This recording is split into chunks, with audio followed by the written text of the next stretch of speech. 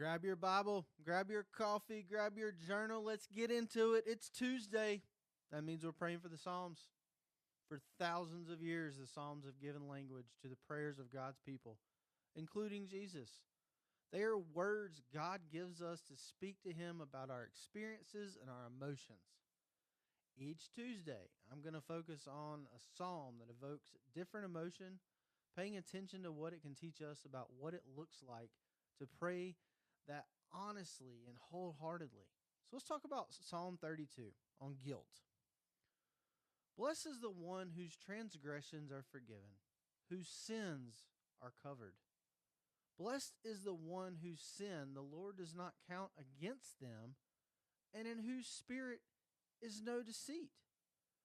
When I kept silent, my bones wasted away through my groaning all day long. For day and night your hand was heavy on me. My strength was sapped as in the heat of the summer. Then I acknowledged my sin to you and did not cover up my iniquity. I said, I will confess my transgressions to the Lord, and you forgave the guilt of my sin. Therefore, let all the faithful pray to you while you may be found. Surely the rising of the mighty waters will not reach them. You are my hiding place. You will protect me from trouble and surround me with songs of deliverance. I will instruct you and teach you in the way you should go. I will counsel you with my loving eye on you. Do not be like the horse or the mule, which have no understanding but must be controlled by bit and bridle, or they will not come to you. Many are the woes of the wicked, but the Lord's unfailing love surrounds the one who trusts in him. Rejoice in the Lord and be glad. You righteous, sing. All you are upright in heart. If prayer is about relationship, then confession must be part of prayer when things go wrong. When you hear the word confession, does that have a negative association for you? Maybe it calls to mind the feelings of guilt or embarrassment or shame. Read back through Psalm 32. Pay attention to David's experience of confession. Verse 1 and 2 paint an astounding picture of blessedness. In the Bible, blessedness is like the good life, a state of well-being and fulfillment.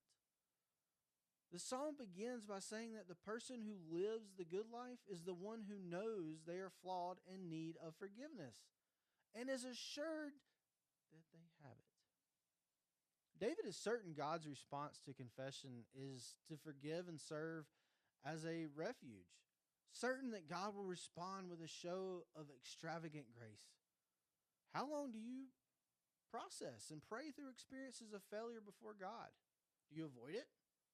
There's a loving Father in your life who has the power to heal you, and He has already made it His definite statement that He is committed to you no matter what. Imagine, who are you to live from that mindset? With the confidence that you will be forgiven, take a few minutes to reflect and what might need to be confessed.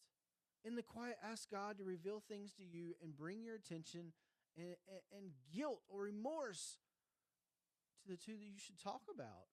End with a prayer of confession about whatever came to mind and ask God to forgive you. Ask Him to help you. Experience the joy and the confidence that David did. If you need a place to start, pray along with David in his prayer of confession in Psalm 51.